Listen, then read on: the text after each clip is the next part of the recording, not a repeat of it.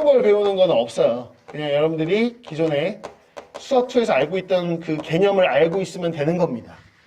다만 수학2에서는 3차 함수, 4차 함수 가지고 우리가 접선의 방정식을 구해보고 뭐 그의 수직인직선도 해보고 접선 개수가 몇 개인지 막 이런 걸 유형별로 봤다라고 한다면 이걸 그대로 추가시켜서 로다 삼지 우리가 흔히 이제 앞글자만 타서 로다 삼지 야 미적분은 뭐 배우는 거야? 그러면 로다 삼지 가지고 미분하고 적분하는 거야 이렇게 얘기하는데 로그 함수 다가 다항함수인데 다항함수 얘도 다항함수지만 미적분에서는 누구까지 포함시키는 거냐면 무리함수하고요 유리함수까지 포함시키는 겁니다. 즉 루트가 들어있는 꼴 그리고 분수꼴의 함수까지 포함해서 삼각함수, 지수함수까지 이렇게 해서 이걸 초월함수라고 부르고요. 이 초월함수에 대해서 지금 미분 적분 해보는 거니까 이제 도함수 활용 미분 해보겠다는 거야. 적어가지고 이제 접선의 방정식을 구해보겠다는 거지. 수학주에서 했던 거 똑같이 하는 거야. 그래서 저는 지금 개념을 한 판 쓸 텐데 뭘 쓸 거냐? 그냥 수학초에서 했던 개념을 다시 한번 정리하는 겁니다. 그냥 수학초에서 했던 걸. 오케이? 자, 그냥 볼게요. 첫 번째. 접선의 방정식 구하세요. 뭐 이럴 거 아니에요? 그래서 이렇게 생긴 y는 fx가 있다라고 했을 때 이게 접선의 방정식 구하세요. 그러면 우리가 접점이 하나 있을 거야. 요 위에 점. 보통은 t로 잡죠. 많이. t, ft 이렇게 잡아서 이렇게 접선이 하나 나올 거다. 그 접선 방정식을 세워보십시오. 그러면 우리가 원래함수 미분한 도함수에다가 점점을 x좌표 넣으면 접선의 기울기 나오고 미분계수. 그 다음에 x좌표 t 빼고 y좌표 ft 더해서 이렇게 나오면 이게 접선. 그죠? 접선이온 거였고요. 근데 문제를 풀다 보면 접선의 수직인 직선을 구할 일이 많잖아요. 그래서 이 접점을 지나며 접선의 수직인 직선 이거요. 이건데 이거 그냥 접선의 수직인 직선 이렇게 부르지만 사실 뭐 줄여서 우리가 법선이라고 부르기도 하고요. 예전 교육 과정에서는. 그래서 그냥 법선이라고 용어를 쓸게요. 너무 길어. 접선의 수직인 직선을 구해볼까? 이렇게 너무 길어서. 그럼 얘가 뭐예요? 그러면 얘하고 기울기. 기울기의 곱이 얼마? 마이너스 1이겠지 뭐, 그지? 그래서 마이너스 f 프라임 t분의 1, 뭐 이렇게만 쓰면 되고 지나는 점은 t, ft 똑같으니까 이렇게 쓸 거죠?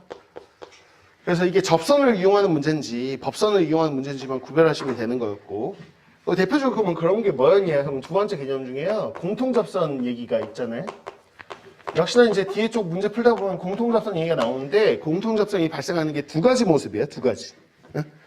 두 가지. 풀이가 좀 다르죠. 그 첫 번째 케이스가 뭐냐? 그러면 두 곡선이 접할 때입니다. 두 곡선이 접할 때. 두 곡선이. 그래서 이렇게 y는 fx라는 곡선 하나가 있고 또 y는 gx라는 이렇게 생긴 곡선이 있는데 둘이 접하잖아요. 두 곡선 자체가 접하면 당연히 요 접점에서 공통 접선이 생깁니다. 그렇죠? 그럼 이 접점을 우리가 보통은 t라고 놓죠. t라고 놓은 다음에 어떻게 식을 세워서 풉니까? 그러면 여기다 t는 여기다 t는 똑같습니다. 라고 식 하나 세우시고요. 또 뭐 있어요? 그러면 자, 요거 미분해서 t 넣어도 요 기울기 나오고 요거 미분해서 t 넣어도 기울기 나오니까 각각을 미분해서 t는 거 접선의 기울기가 같습니다. 요거 두 개 연립해서 풀었었어요. 기억나시죠? 이렇게. 근데 두 곡선이 접하지 않을 때도 있잖아요. 접하지 않을 때. 두 곡선끼리는 접하지 않는데 아니 근데 공통접선은 나올 수 있거든. 무슨 얘기예요? 그러면 이 선하고요. 이 선하고 분명 떨어져 있거든요. 지금 만나거나 뭐 접하거나 그러지 않잖아요. 근데 상상해 보시면 공통접선이 있죠. 그렇죠? 그래서 보통 응용 문제는 이런 쪽에서 나오는 건데 그러면 이렇게 그럴 거 아니야? 이렇게 이렇게 접선이 생기는구나. 이렇게 생겼죠. 그럼 각각의 접점이 서로 다르다는 거야. 다르다. 그럼 어떻게 합니까? 그럼 이 접점을 하나 t라고 쓰고 이 접점을 s라고 쓰고 여기서 또 식을 두 개 세우시면 되죠. 난 바로 세울 수 있다. 그럼 바로 세우셔도 되고요. 난 바로 세우기 좀 어려운데? 라고 한다면 지금 어떻게 하면 되냐?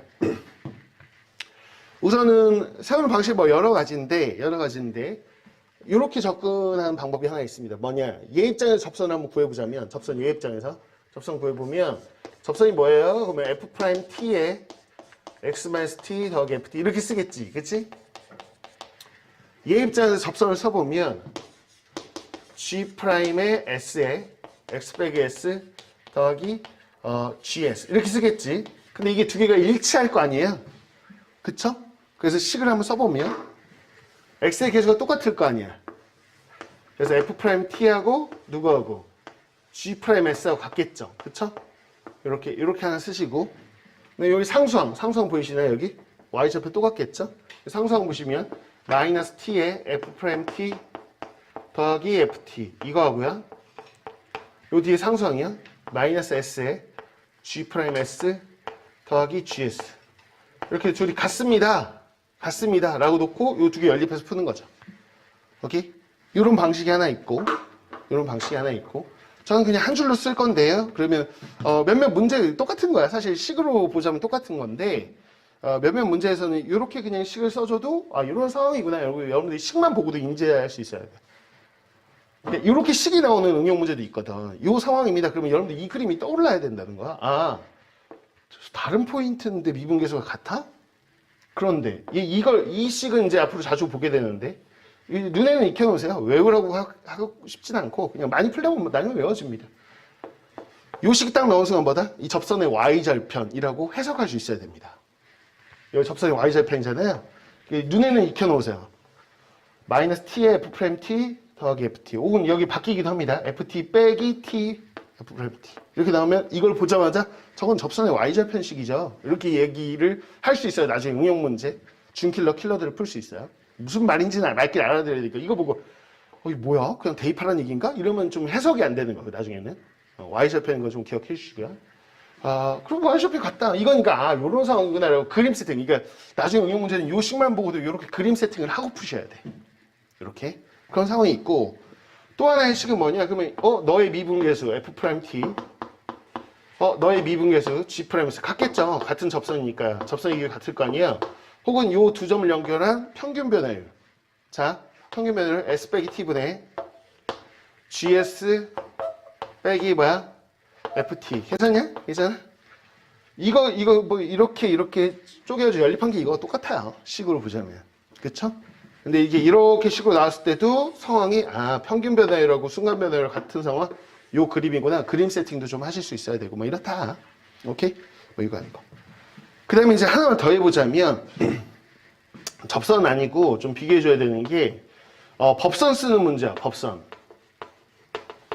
그럼 뭐냐? 원하고 접할 때야. 곡선이 원하고 접할 때 쓴다. 곡선이 원과 접할 때.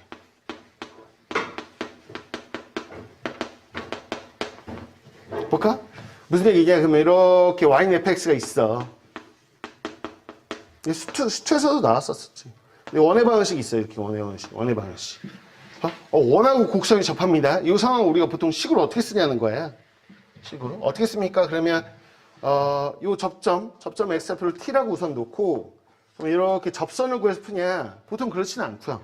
뭘 구해서 푸냐? 그러면 법선을 구해서 풉니다. 법선. 법선이 어디를 지난다? 원의 중심을 지난다를 이용해서 풉니다. 그래서 이거를 풀 때는 마이너스에 f'T분의 1 이렇게 지금 법선 구하는 거예요. 지금 접선의 수직이는 거 이렇게 구한 다음 여기다가 원의 중심을 대입해서 풉니다. 이게 풀이법인 거죠. 그렇죠?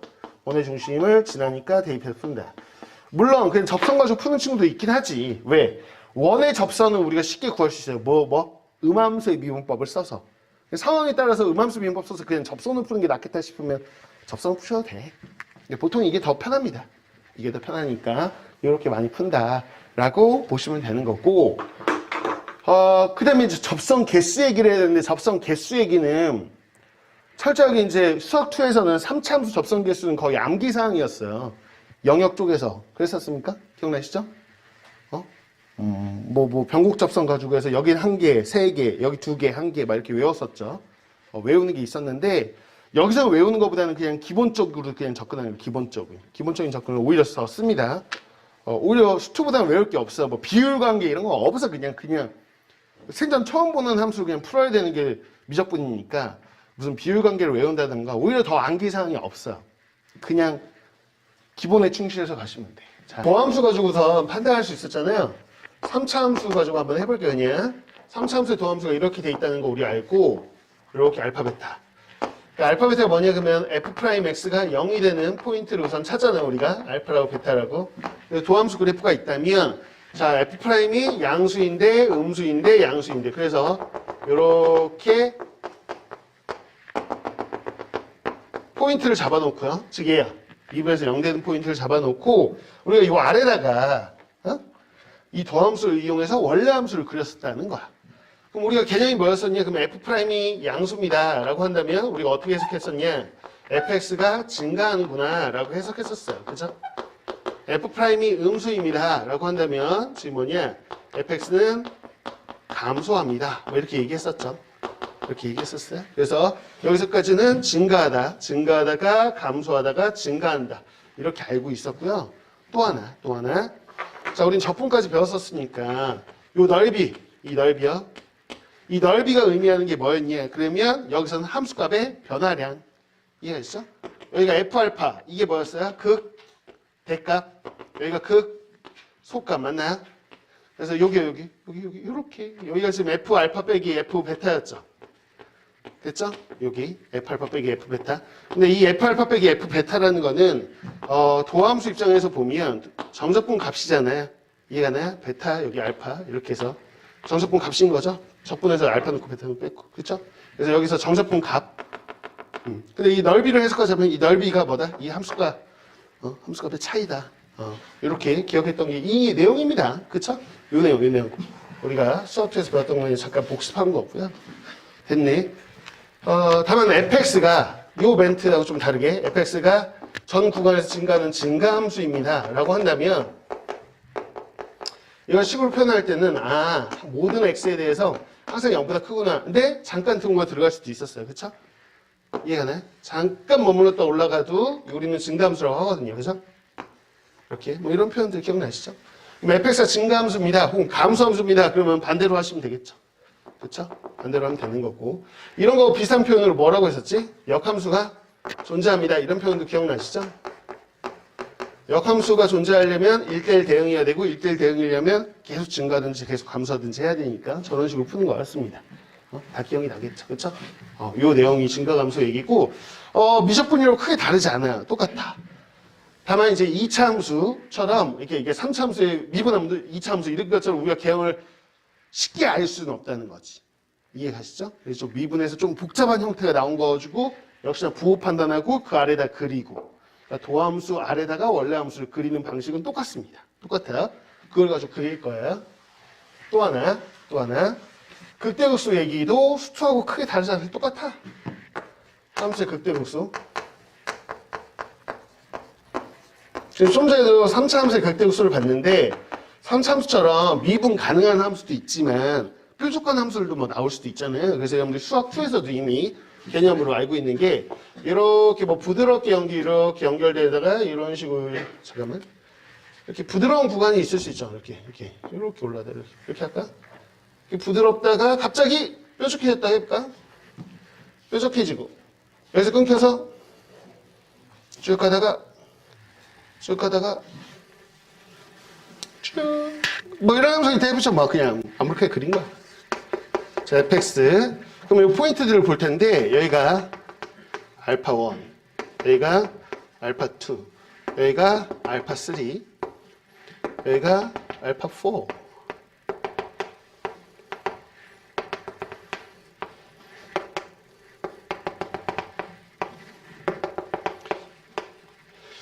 이 정도 한번 볼까? 9군데. 9군데가 어디가 극대인지 극소인지 아니면 극대극소도 아닌지를 판단해 봅시다. 우선 알파 1은 극대겠죠. 극대 우리가 알고 있는. 그래서 여기는 극대입니다. 극대에다가 노란색으로 체크를 좀 해보고요. 뭐 극소에다가 이렇게 뭐 이거 주황색인가? 주황색으로 해볼게요. 알파 2는 극소. 알파 3는요? 아무것도 아니죠. 그쵸? 알파 4는요? 극대요. 극대. 알파 5 극소. 뾰족한 거 상관없는 개념이에요. 그쵸? 이게 극소. 알파 6 알파 6 극대입니다. 헷갈려요? 그러면 뭘 알아야 되냐면 정확한 개념을 알아야 돼. 정확한 개념. 여러분들이 극대 그러면 극대가 뭐니? 그러면 증가하다 감소하는 거. 그거는 미분 가능한 함수에 대해서만 그런 거고요. 그냥 어떤 함수든지 다 통용이 되려면 거기 나와 있는 정의. 지금 3번의 정의를 좀 한번 보셔야 돼요. 뭐라고 나오는지 보실래요? 3번에 함수의 극대는 뭐냐? x는 a에서 극대려면 x는 a를 포함하는 어떤 구간에서 그 부등식을 만족하면 된다. 자, 한번 가볼게요. 알파 6이 왜 극대인가? 그러면 알파 6을 포함하는, 얘를 포함하는 어떤 구간이니까 하나라도 좋으니까 아무 구간이나 잡아보라는 거야. 그랬을 때 요 알파 6을 넣었을 때 요 함수값이요. fx 어떤 함수값보다도 커야 돼. 이게 무슨 얘기야? 얘가 최대값이 되면 됩니다. 자, 한번 봐주세요.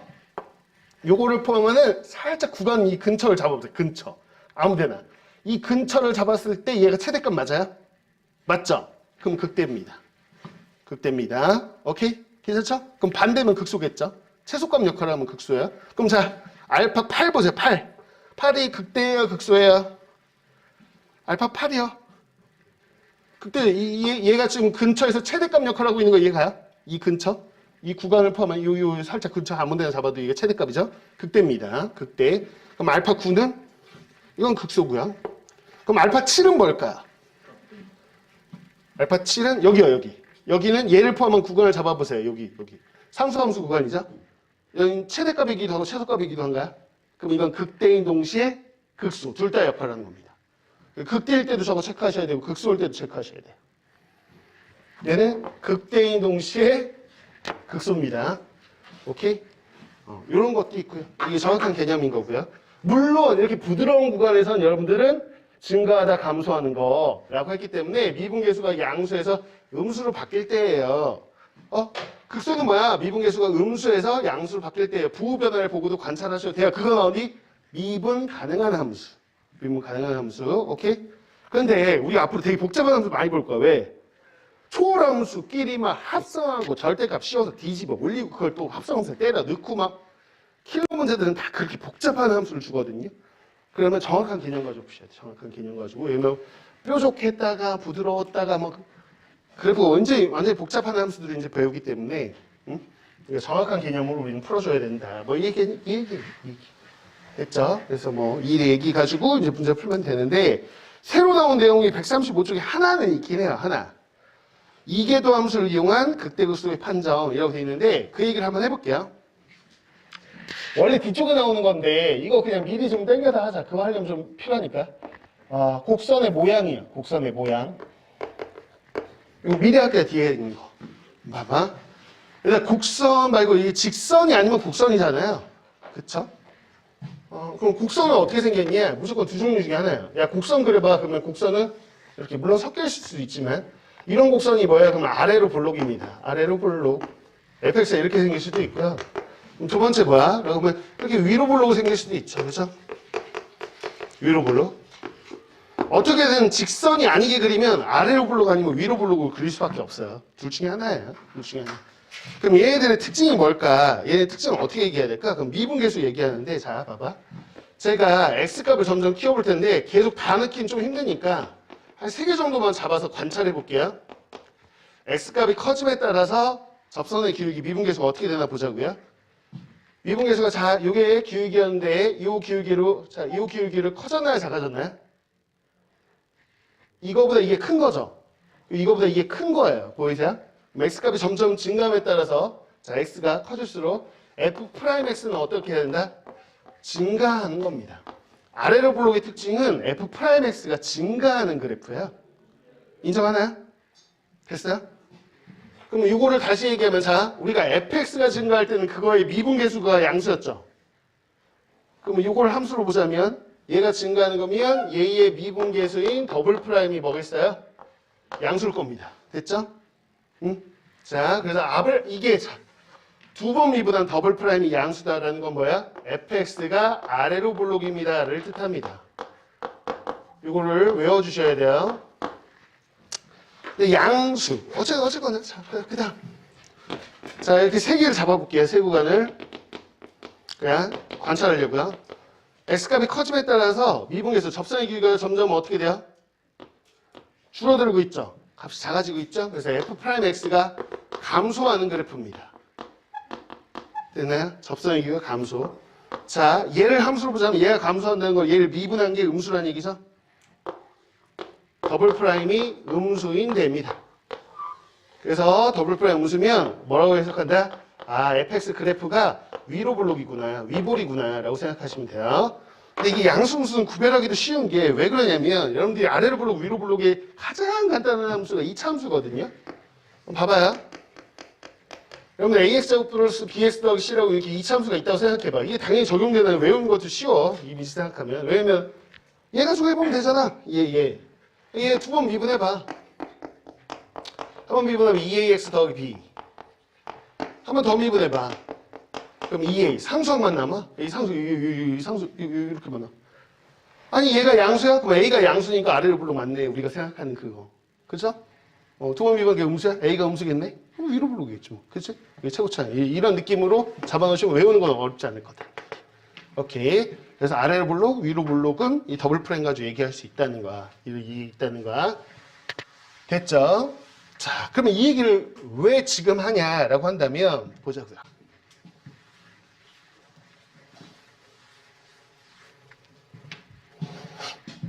삼차함수, 사차함수 우리가 눈으로 보이니까 개형이. 그런데 예를 들어서 그냥 이렇게 그렸어요. 삼차함수 그렸지만 예를 들어 이제 복잡한 함수가 나와서 그래프를 바로 그리기가 좀 어렵다고 생각해 보세요. 바로 그리기가 좀 너무 빡센데 이런 거야. 그래서 그래프를 못 그리는 상황인데 예를 들어 요건 잡았다고 생각해 보세요. 알파 베타는 잡았어. 이게 뭐냐면 식으로 미분해서 0되는다는 잡은 거야. 그래서 x는 알파하고 베타가 나왔는데 이건 나왔는데 식으로 그럼 알파일 때가 극대인지 극소인지 모르겠는 거야. 그러면 한 가지 방법으로 뭐 부호변화를 봐도 되지. F' 부호변화를 뿔에서 마루가나 봐도 되는데 또 한 가지 방법이 있다는 거죠. 두 번 미분한 거에다 한번 넣어보라는 얘기예요. 그럼 자, 알파 쪽을 넣으면 알파가 포함된 구간을 이렇게 그래프를 보시면 위로 블록이니까 두 번 미분한 게 양수일까요? 음수일까요? 음수일 겁니다. 저 알파가 포함된 구간은. 그렇죠? 그래서 이 알파가 위로 블록 쪽에 포함되어 있다는 거를 이거 가지고 알아낼 수 있잖아요. 그 위로 블록은 극대인 되잖아요. 그래서 이것 때문에 x는 알파에서 극대구나 이렇게 알아낼 수 있다는 얘기를 하는 거예요. 지금 만약에 베타가 극대인지 극소인지 모르겠으면 두 번 미분해서 베타를 넣어보라는 얘기예요. 그러면 양수가 나오는 걸 확인했으면 이건 아래로 블록 구간에 있는 거니까 감소하다 증가하는 데니까 이거는 x는 베타에서 극소라는 걸 알아낼 수 있다는 거야. 그래서 이계도 함수의 부호 가지고 모양을 추론해서 극대극소를 추론해도 된다는 얘기인데 자주 쓰진 않아요. 자주 쓰진 않아요. 언제?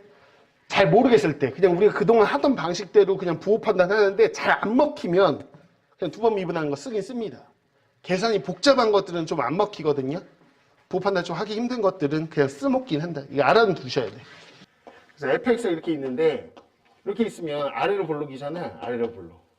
그럼 아래로 블록이라는 걸 수학식으로 어떻게 써요? 라고 하면 상황을 써보면 이 x에 따라서 x값이 커짐에 따라 평균 변화, 다시요. 순간 변화율, 즉 접선의 기울기 어떻게 바뀌나 봤더니 접선의 기울기가 점점 어떻게 되는가? 커져 작아져?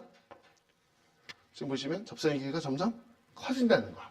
그래서 아래로 블록은 뭐예요? 그러면 첫 번째 표현 자체가 f'x가 증가한다는 거. x값이 커짐에 따라서 f'x가 증가합니다. 이렇게 얘기할 수 있는 거고 이걸 식으로 다시 한번 표현해봐. 그러면 우리가 fx가 증가하면 그거의 도함수, 미분한 게 양수잖아요. 그러니까 이걸 한 번 더 미분하면 f'이 증가야? 그러면 더블 프라임은 뭐라고? 양수. 그래서 우리가 더블 프라임이 양수다 그러면 바로 나오셔야 돼. 아래로 블록 이렇게. 아래로 블록. 모양이 아래로 블록이구나. 이렇게 생각할 수 있어야 되는 이런 거 같다. 괜찮죠? 그 다음에 자 fx가 예를 들어서 이렇게 위로 블록이야. 위로 블록. 위로 블록입니다. 이러면 자 그냥 세 군데 정도 찍을게. 이렇게 x값이 커짐에 따라서 접선의 기울기를 봤더니 점점 감소한다는 거야. 그래서 보통 표현 f'x가 감소합니다. 이런 표현이 나오면 여러분들이 그냥 바로 이 모습을 상상하면서 위로 블록이네 라고 하셔야 돼. 이 표현이 나왔는데 잠깐 뭐지? 이러면 안 되고요. 망설임 없이 위로 블록을 뜻하는 거구나 이렇게. 오케이? 기억을 해놓으셔야 되고 또 하나. 자 얘가 감소한다는 얘기는 얘를 한 번 더 미분한 거는 음수라는 얘기겠죠? 더블 프라임이 음수인게 위로 블록. 기억해주세요. 더블 프라임이 음수인게 위로 블록. 위로 블록이야. 오케이? 그럼 이 둘을 섞은 거를 우리가 기억하잖아. 지금 이렇게. 대표적으로 이제 3차함수. 3차함수 보면 우리가 다 알고 있는 내용인데 점검하는 거야. 여기서 이제 여기 x는 알파야 라고 끊어보면 이 알파 왼쪽은 위로 블록이고요. 그쵸? 3차함수 이렇게. 위로 블록. 그러면 여기 알파보다 왼쪽 구간에서는 이게 더블 프라임 한 게 양수겠어요? 음수겠어요? 음수겠지. 위로 블록이니까 이렇게 바로 나오시면 되고. 자, 그럼 알파 오른쪽 구간은 어떻게 돼요? 그럼 알파 오른쪽 구간을 보시면 아래로 블록이네. 그럼 더블 프라임이 뭐가 나오겠어요?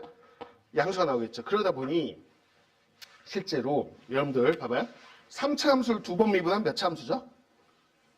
1차 함수겠지. 그치? 두 번 미분하면. 그럼 상황상 어떻게 되냐면 f 더블 프라임 x를 진짜 두 번 미분해 보면 여기 알파 기준에서 이런 식으로 나올 거라는 거야.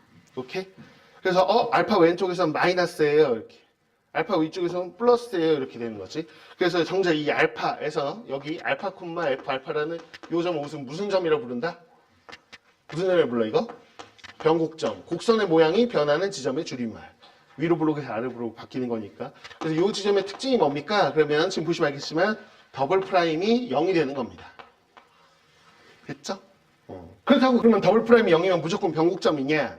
그렇지 않고 곡선의 모양이 변해야 되는 거니까 더블 프라임이 0이 되면서 보시면 알겠지만 뭐야? 부호 변화가 있어야 돼. 얘도. 부호 변화가. 그래서 무조건 더블 프라임이 0이다 이렇게 찾으시면 안 되고요.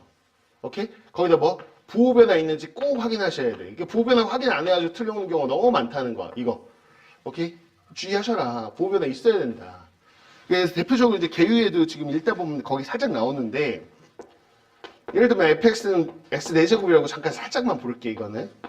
근데 x 4제곱이라고 이렇게 생겼거든. 이렇게. 그럼 얘를 그냥 미분해 보려고 한번 미분해 보면 4x 세제곱이잖아. 한 번 더 미분해 봤어. 그럼 뭐예요? 그러면 12x 제곱이거든. 우와, 이것도 0이 되는 게 있어. 뭐? x가 0일 때. 그렇다고 해서 이걸 우리가 변곡점이라고 부르나? 그냥 다 아래로 블록인데 곡선의 모양이 변하지가 않아. 그러니까 얘 12x 제곱을 잠깐 생각해 보시면 12x 제곱이라는 거는 살짝 그렇게 그냥 이렇게 되고 오씨 여기가 0인 건 하지만 뿌리에서 뿔 보면 없거든. 그러니까 곡선 모양이 변하는 지점이 아니에요. 그러니까 이거 변곡점이 아니죠. 그래서 여러분들이 이렇게 간단한 함수도 그런데 그러니까 되게 초월 함수가 되게 복잡하게 나왔어. 근데 변곡점 구하라는데 자기도 모르게 두 번 미분해서 0 되는 거 찾아가지고 답이라고 적는단 말이야. 그럼 안 되고 마지막 습관적으로 꼭 뭐? 복잡한 함수 하는 거야? 부호 변화 있는지 꼭 확인하기. 부호 변화 있는지 꼭 확인하는 거야. 여기까지 됐어. 됐지? 그럼 여기까지가 거기 책에 나와 있는 내용인데 수학2에서 배운 것들은 그냥 미적분에 계속 적용이 되니까 여러분들 그냥 여기까지가 그 계유에서 설명하는 미적분 과정인 거야. 그러면 이것만 알면 되냐? 그러면 아니지. 수능 볼 때까지는 고1 때 나왔던 곡선의 모양 표현하는 식 또 뭐? 고2 수학2에서 배웠던 거 이거 다 기억나야 돼. 그럼 총 몇 개 있냐? 지금 아까 써봐야 하는데 보통 6개, 7개 정도 얘기하는데 1, 2번만 썼잖아. 그러니까 내가 여기다 더 추가로 써보겠다고. 그럼 뭐? 수투에서 나왔던 거, 그리고 고1, 고등수학 상하에서 나왔던 거 표현이야. 그것까지 알아야 돼. 수능 볼 때 나오니까. 그럼 고1 거로 가본다. 고1 때는 아래로 블록을 어떻게 표현했었냐는 거야. 고1 때도 배웠어요. 아래로 블록을. 야, 이거 아래로 블록이야. 이걸 어떻게 표현해요? 라고 했을 때 두 개의 포인트를 잡았습니다. 이게 나는 식이 바로 떠오른다. 그러면 고1 때 되게 깊게 심화 과정을 잘 하신 거고 근데 대부분 생각 안 날걸? 자 이렇게 두 포인트를 잡아요. 그럼 제가 식을 한번 써볼 텐데 외우셔야 되냐? 외워야 됩니다. 외워야 돼요. 자 그게 뭐냐? 자 함수값을 볼 텐데 이렇게요. 이거 함수값하고요. 이런 식 봤던 거 기억나나? 요거하고요. 다 부등식으로 표현해요. 아래로 블록, 위로 블록은.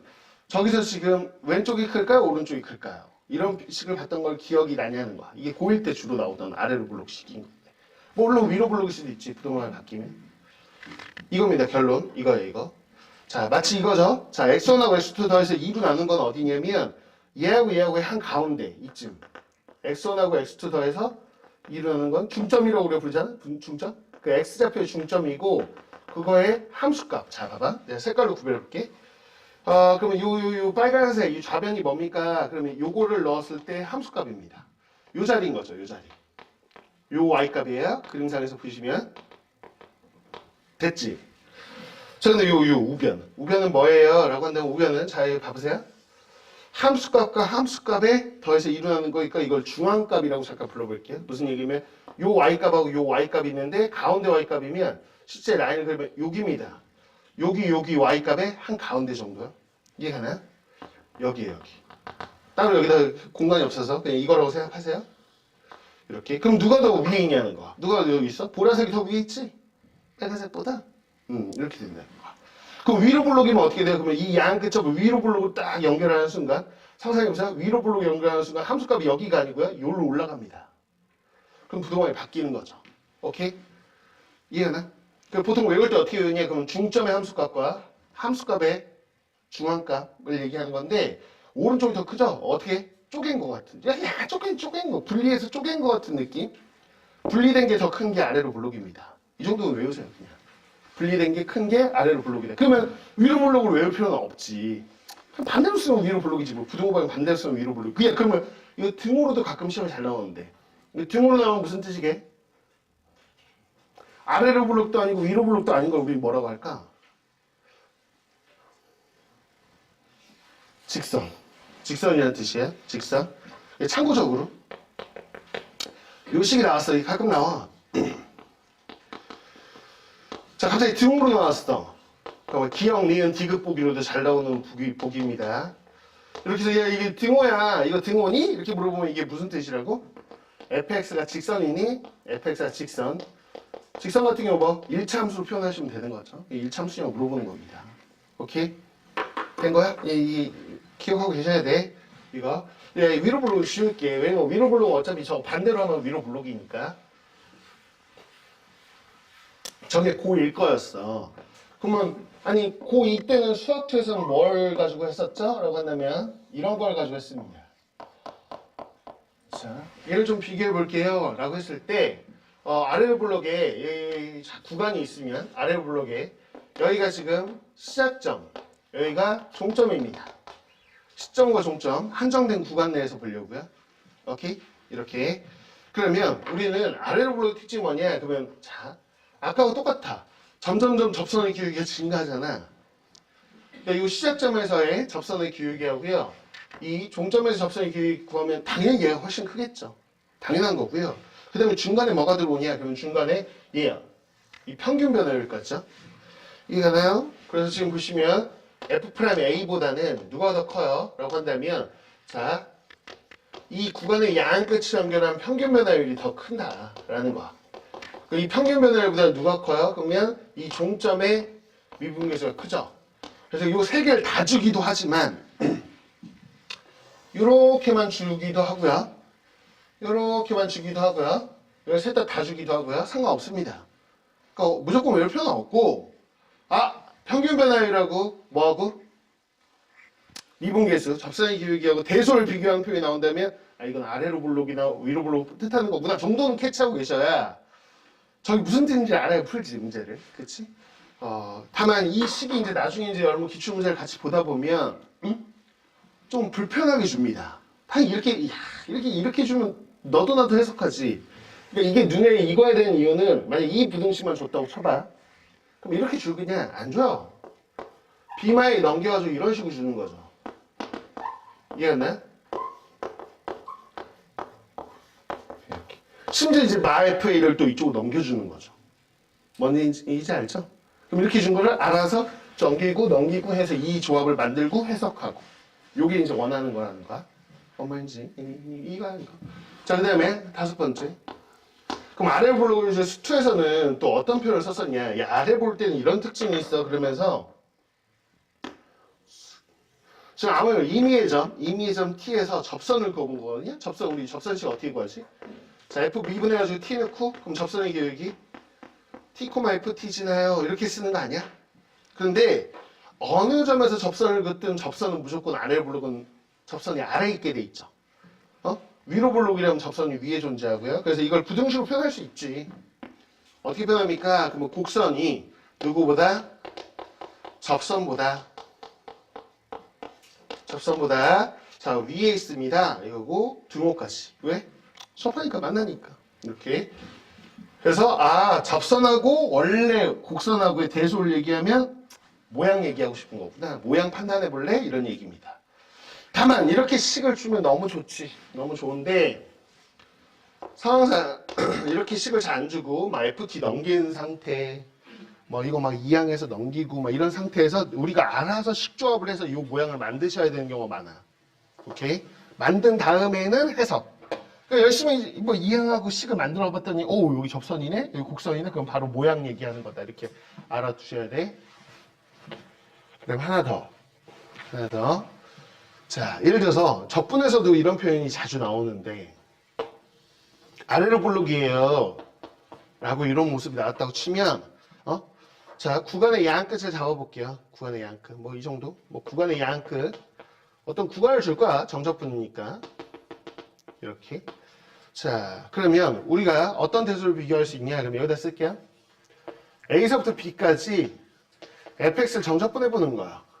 정적분. 그럼 얘는 지금 얘가 의미하는 건 뭐냐? 그러면 자, 우리가 알고 있듯이 A서부터 B까지 자, 정적분하면 요 넓이 나오잖아요. 지금 제가 노란색 넓이 요 넓이 나와. 그치? 자, 여기까지만 정리할게. 자, 그러면 제가 뭐 쓸 거냐? 그러면 이렇게 써보자. FB 더하기 FA. 뭐 순서 그냥 이렇게 쓰자. 자, FA 더하기 FB. 여기다가 2로 나누고 B-A 곱하고. 이게 뭐냐는 거야, 이게. 자, 마무리. 자, 이게 뭐예요? 라고 한다면 이게 사다리꼴 넓이야. 봐. 이게 FA죠. 맞아요? 이게 FB죠. 그럼 아랫변, 윗변의 합이고요. 그 다음에 여기 B-A죠. 곱했고요. 2로 나눴습니다. 그래서 자, 보세요. 이거 사다리꼴이에요, 사다리꼴. 그러니까 아래로 볼록이면 움푹 패였으니까 당연히 사다리꼴이 이 노란색 넓이보다는 크죠. 이해가나요? 그래서 여러분들이 이제 이걸 외우라는 게 아니고 사다리꼴 넓이가 원래 정적분값하고의 대소가 나오면 이거 뭐 모양 얘기하는 거다 정도는 아셔야 돼. 뭐 저도 부동방이 어딘지까지는 외우진 않아요. 그 정도는 알아야 되고 이게 사다리꼴이라는 건 식을 좀 눈에 익혀 놓으셔야 되는데 이 사다리꼴을 식을 이렇게 주진 않아. 이 여기다 넘겨주고요. 막 비마에 이쪽으로 넘겨주고 막 이렇게 되면 자기가 알아서 이항하고 나눠가지고 요 식을 만드셔야 돼요. 그래서 함수값의 합, x좌표의 차. 함수값의 합, x좌표 차가 식 안에 어딘가에 섞여 있다면 이거 사다리꼴 만드셔야 돼. 이거 모양을. 오케이? 그걸 눈을 사진 찍듯이 딱 찍어놔야 이런 모양을 만들 줄 알고 만든 후에 해석할 줄 안다는 거야. 이 정도는 기본적으로 다 알고 있어야 뭔가 대처가 됩니다. 그럼 우선은 얘가 단계별로 뭘 제시하고 있는지 보자고. 그럼 첫 번째 순서. 첫 번째 뭘 고려하세요? 그러면 정의역과 치역을 고려하세요 라고 했는데 사실 치역을 생각할 일은 거의 없고요. 그려보면 아는 거고 정의역은 반드시 체크하셔야 돼요. 제일 먼저 정의역 체크한다. 정의역이라는 거는 x의 범위인데 x로 못 들어가는 게 있을 수 있냐? 있어. 어떤 함수가 등장하냐면 로그 함수가 혼자 딱 등장하는 게 아니고 막 식들이 복잡하게 섞여 있을 때 그 안에 lnx 같은 애가 딱 들어있잖아요. 그럼 여러분들 기본적으로 체크해야 되는 거 진수는 양수해야 되는데 이거 x는 양수해야 되는데 이렇게. 오케이? 그래서 이 진수 자리 양수해야 된다. 이렇게 정의역 체크하시는 거고요. 또 하나 예를 들어서 이렇게 무리함수 갑자기 시간에 루트가 들어있는 식이 그 시간에 딱 있으면 체킹부터 하고 시작하셔야 돼. 그동안에는 무조건 음수 들어가면 안 되는데 그러면서 x는 0 이상이다 이렇게. 오케이? 만약 뭐 이렇게 x만 이렇게 된다면 x는 2 이상이다 뭐 이런 식으로. 루트 있나? 이런 거 보셔야 되고 로그 있나? 이런 거 보셔야 돼.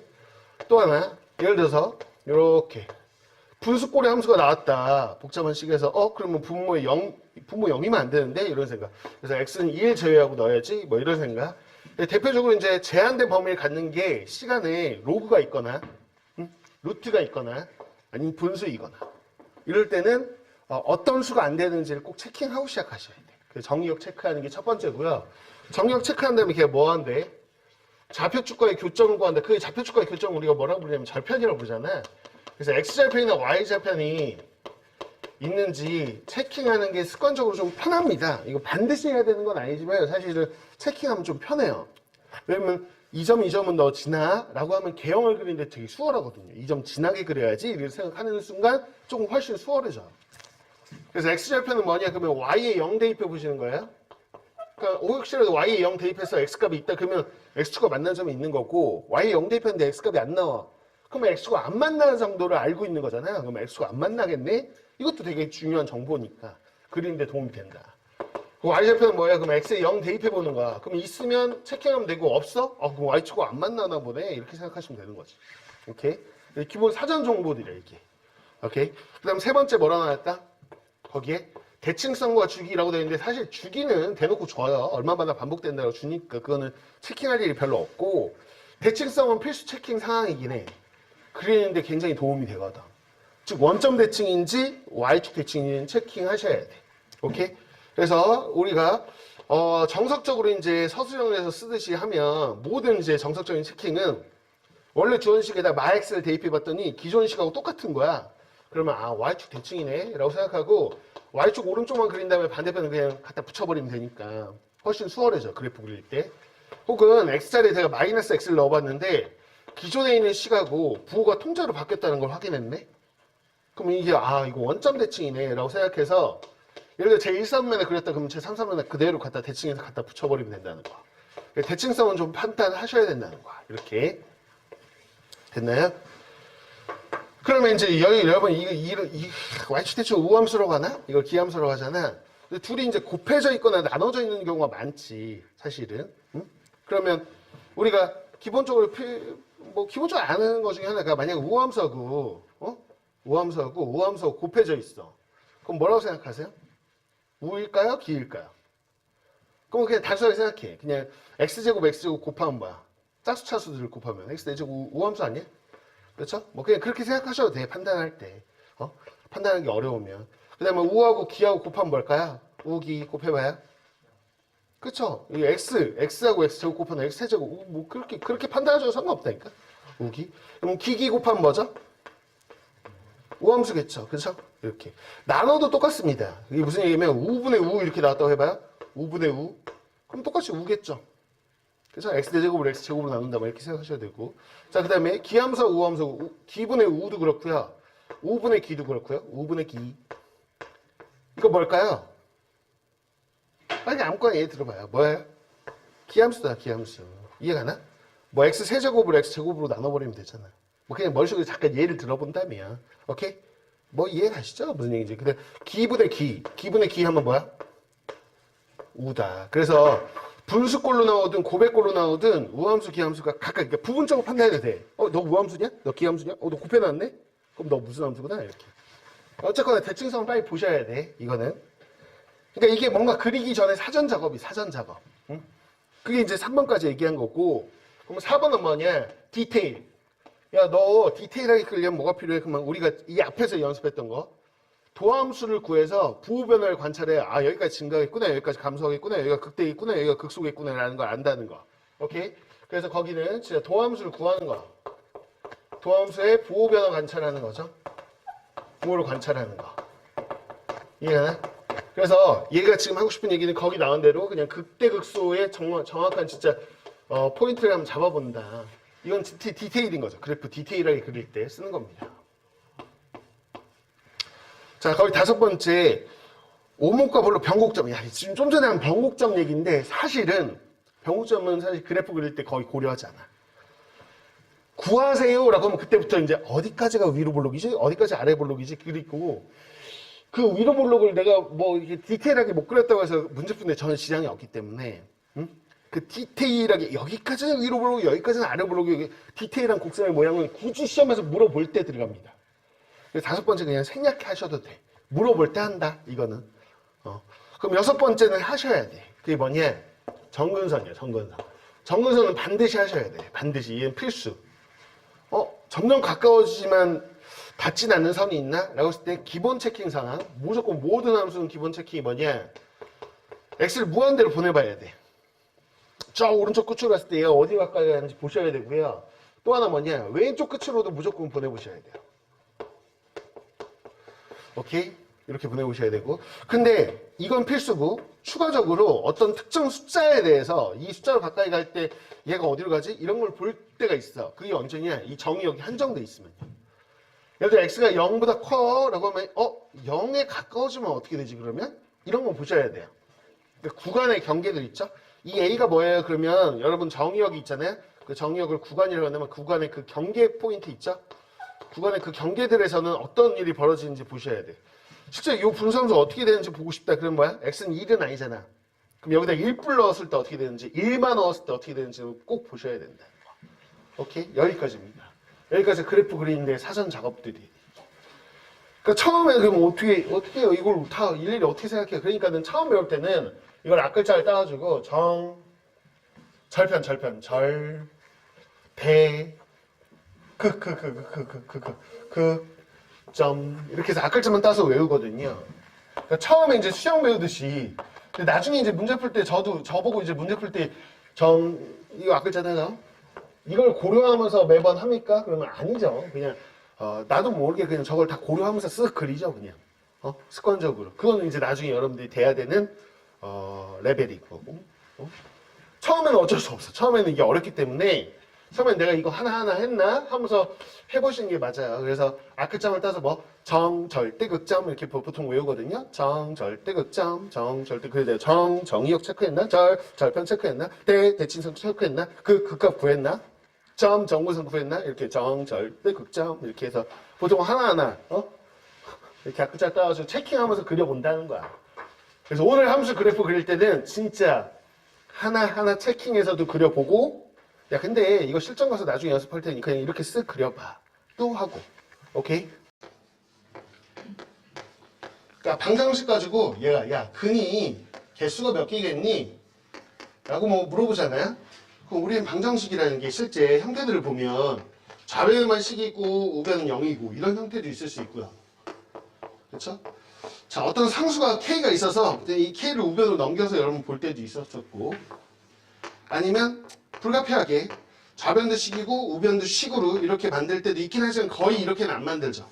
웬만하면 식을 좌변으로 다 넘겨가지고 하나만 그래프를 그리고 싶지 굳이 두 개를 그려서 풀 일은 없는데, 두 개 그려서 푸는 문제도 있습니다. 뭐 어떠면 이게 더 쉬우면 이게 그리기가 더 쉬워요. 왜 그러냐면 미적분 수트에서는 없어. 수트에서 이렇게 그릴 일이 뭐 있어? 거의 없다. 근데 미적분은 사실 이게 더 편할 수 있다는 거.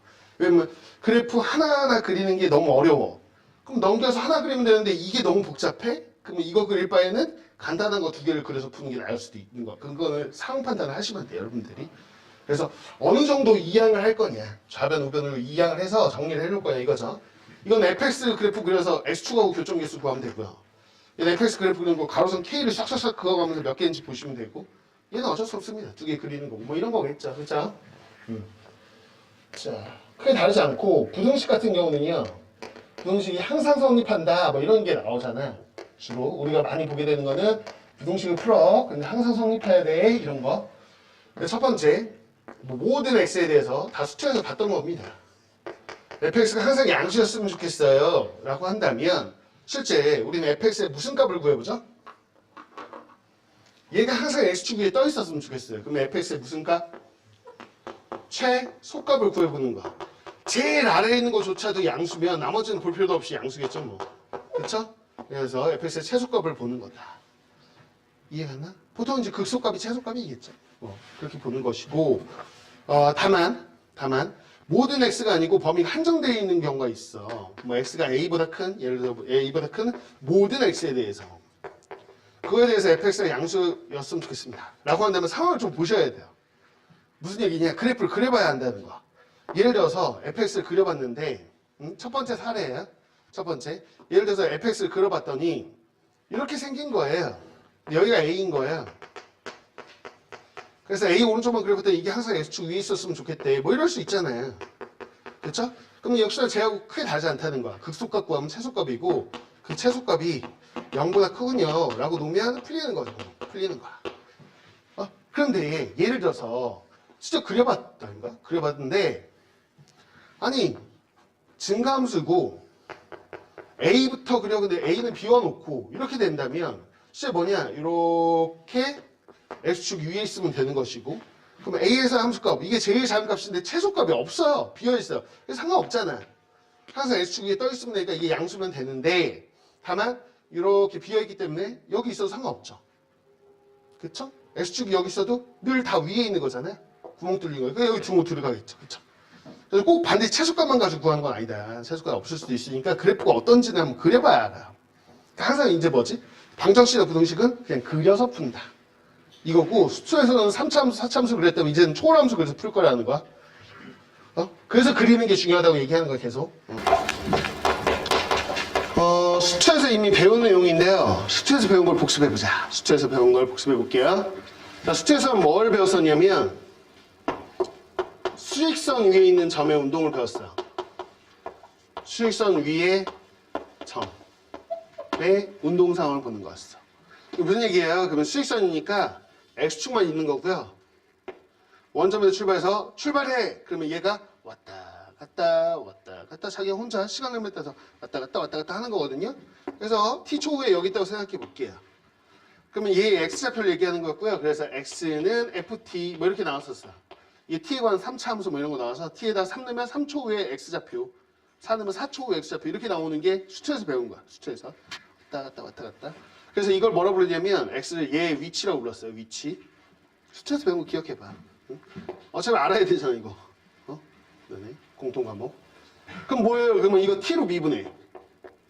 T로 미분해. 그럼 변화율이 나와. 미분. 위치의 변화율. 위치가 변화하는 비율. 두 글자로 뭐라고 한다? 위치의 변화율. 위치가 변화하는 비율. 뭐라 하죠? 속도. 그래서 위치를 미분하면 뭐가 돼요? 속도. 위치의 변화율. 이렇게 했었고요. 그걸 V라고 했었죠? 그래서 F'T. 이거요. 자, 그럼 한 번 더 미분해. 그럼 T로 또 미분해. 그럼 속도의 변화율. 속도가 변하는 비율을 뭐라 하지? 가속도 A. 이거는 더블 프라임.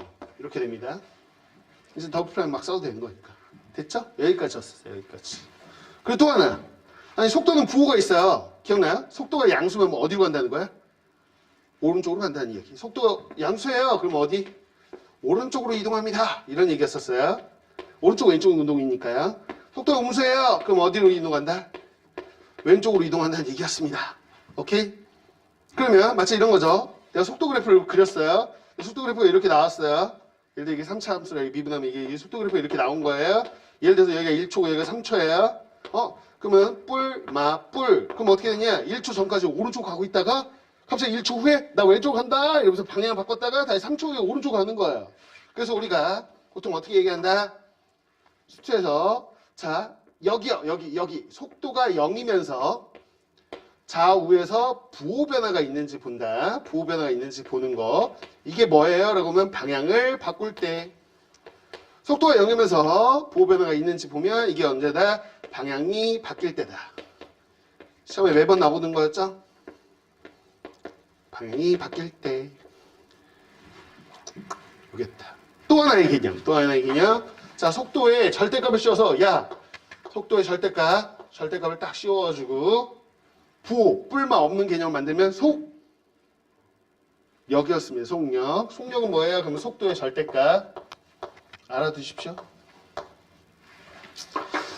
여기다 이제 기호를 좀 추가해 본다면 이런 거였어요. 이게 뭐예요? 라고 한다면 자, 요 x를 뭐로? t로 미분한 거죠? dx, dt라고 이제는 쓰기도 할 겁니다. 뭐만인지 아시죠? 이제 이런 기호. 얘 뭐예요? 두 번 미분한 건데요. 그래서 d제곱 x, dt제곱 이렇게 써도 된다는 거야. 기호 추가로. 그냥 이런 거고요. 야, 근데 미적분에서는 뭐 하냐면 얘를 더 확장합니다. 평면 위로 올려요. 평면 위의 점. 무슨 얘기예요? 그럼 X축에서 뭐 왔다 갔다 하던 거를 Y축으로 왔다 갔다 할 수도 있고 위아래로. 그럼 그걸 섞어버려. 그럼 자 어떻게 되는지 보세요.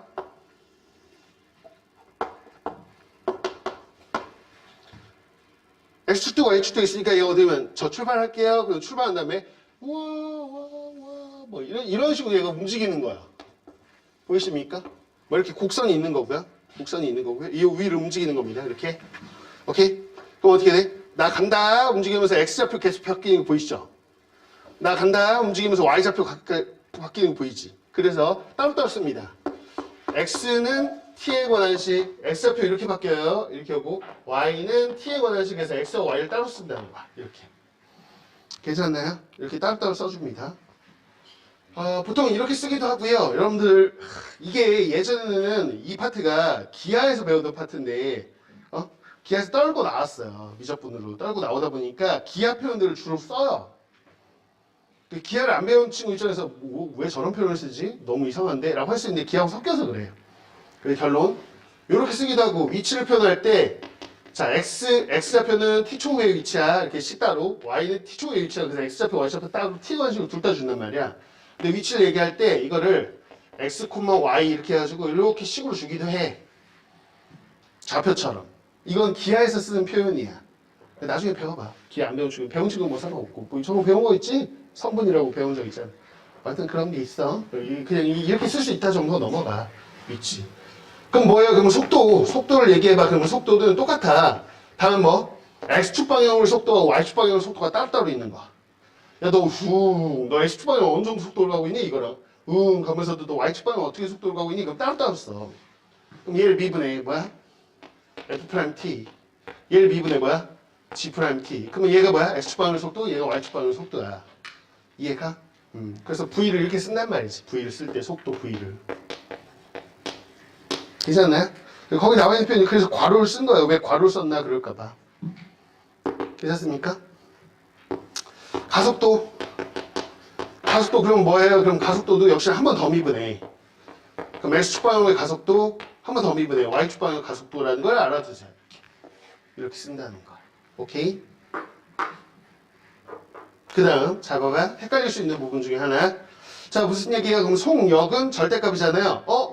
X, Y가 둘 다 있을 때 절대값을 어떻게 표현하냐? 이것도 기하에서 배워요. 기하에서 자 X, Y가 있을 때 절대값은 어떻게 합니까? 그러면 제곱제곱합의 루트 씌우기. 다시요. 제곱제곱합의 루트 씌우는 겁니다. 그래서 X축 방향의 속도의 제곱, Y축 방향의 속도의 제곱, 제곱제곱합의 루트 씌우기. 그래서 거기 기하 내용이기 때문에 증명이 없어요. 거기에. 그냥 받아들이라고 돼 있어. 그냥 받아들이라고. 증명 안 물어보니까 뭐 이 정도 알아두십시오. 이렇게 제곱제곱 루트 씌운 거 이게 뭐라고? 속력. 그 가속도의 절대값 씌우는 거는 수차에서는 안 나오는데 미적분에서는 가속도에도 절대값을 씌워요. 그래서 가속도한테 절대값을 씌워. 이렇게. 그럼 뭐야? 역시나 제곱제곱의 루트 씌우는 거야. 제곱합의 루트 씌우기. 물론 그냥 저렇게 하나만 있을 때는 여기다 그냥 이거 그냥 구한 다음에 절대값 씌우시면 돼. 그냥 하나만 있을 때는. 근데 두 개 있어. X, Y 쪽 성분 두 개 있을 때는 제곱잡을 루트 씌운 게 절대값 표현이에요. 그럼 이거 뭐라고 하냐? 왠지 이게 속력이니까 이거 가속력이라고 할 것 같잖아. 가속력이라고 안 하고 거기 뭐라고 써있니? 보이나? 어디 써있냐? 그 창고 거기 써있다. 가속도의 절대값을 뭐라고 부른다? 가속도의 크기라고 부르기로 약속했습니다. 용어예요, 용어. 이게 가속도의 크기, 그러면 그냥 절대값 씌운 걸 얘기해. 가속도의 크기, 이런 용어들을 참고적으로 알아두시면 좋겠다. 활용이 조금 낯설고 힘든 친구는 이게 뭐야 너무 어려운데 이럴 수 있는데 사실 어려운 파트는 아니고요. 문제 나와도 3점짜리 기본 문항을 줍니다. 그냥. 주는 파트야. 나오면 땡큐지 뭐.